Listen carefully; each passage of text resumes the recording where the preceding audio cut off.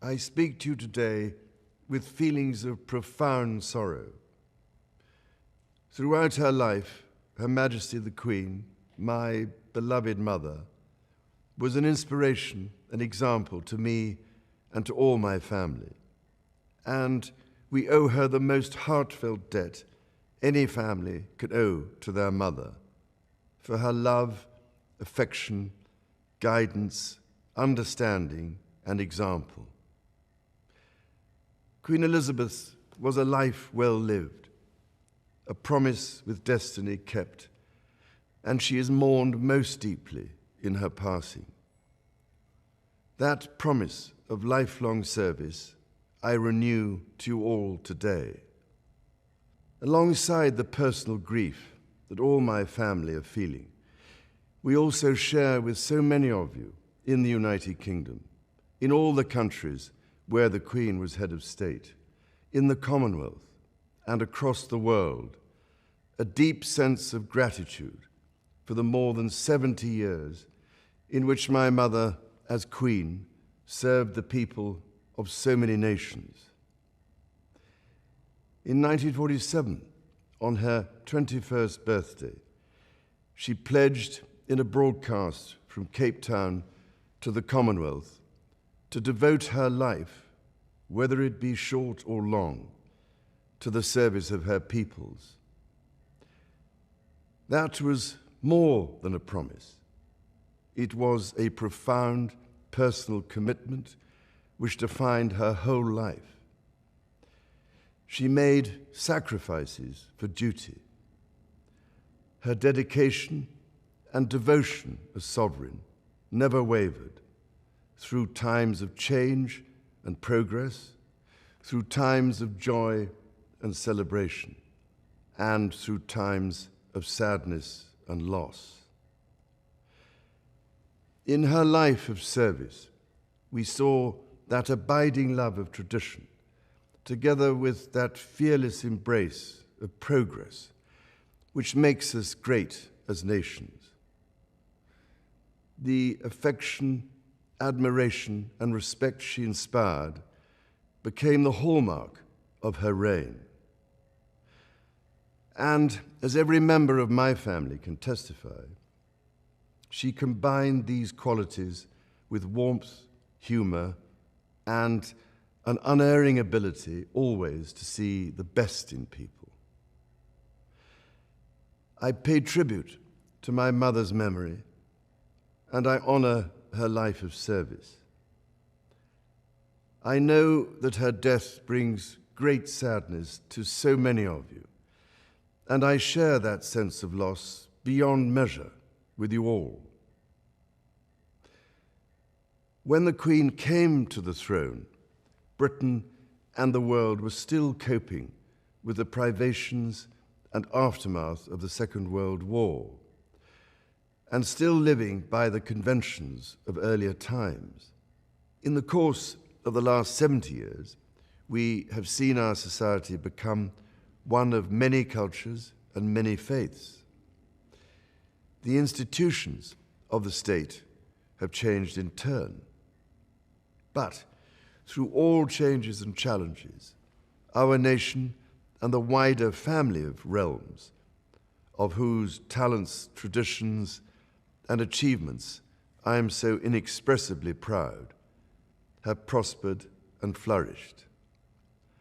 Our values have remained and must remain constant. The role and the duties of monarchy also remain, as does the sovereign's particular relationship and responsibility towards the Church of England, the church in which my own faith is so deeply rooted. In that faith and the values it inspires, I have been brought up to cherish a sense of duty to others and to hold in the greatest respect the precious traditions, freedoms, and responsibilities of our unique history and our system of parliamentary government. As the Queen herself did with such unswerving devotion, I too now solemnly pledge myself, throughout the remaining time God grants me, to uphold the constitutional principles at the heart of our nation. And wherever you may live in the United Kingdom, or in the realms and territories across the world, and whatever may be your background or beliefs, I shall endeavor to serve you with loyalty, respect, and love, as I have throughout my life. My life will, of course, change as I take up my new responsibilities. It will no longer be possible for me to give so much of my time and energies to the charities and issues for which I care so deeply. But I know this important work will go on in the trusted hands of others. This is also a time of change for my family. I count on the loving help of my darling wife, Camilla.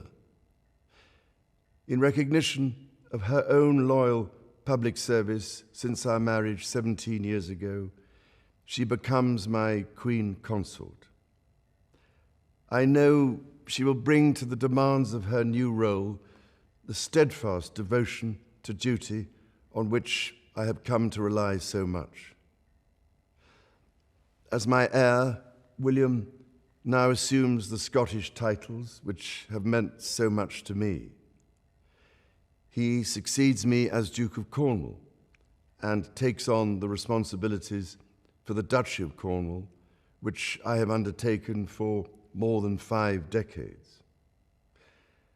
Today, I am proud to create him Prince of Wales, Tywysog Cymru, the country whose title I've been so greatly privileged to bear during so much of my life and duty.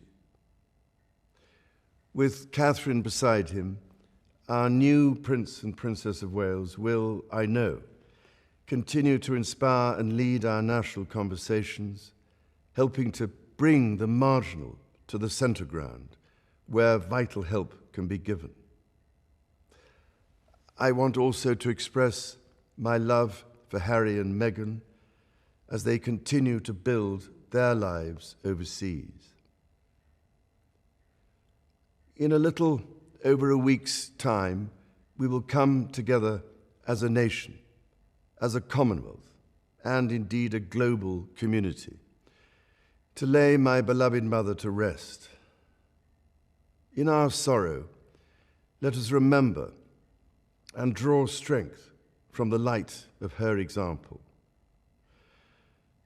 On behalf of all my family, I can only offer the most sincere and heartfelt thanks for your condolences and support. They mean more to me than I can ever possibly express. And to my darling Mama, as you begin your last great journey to join my dear late Papa, I want simply to say this: thank you.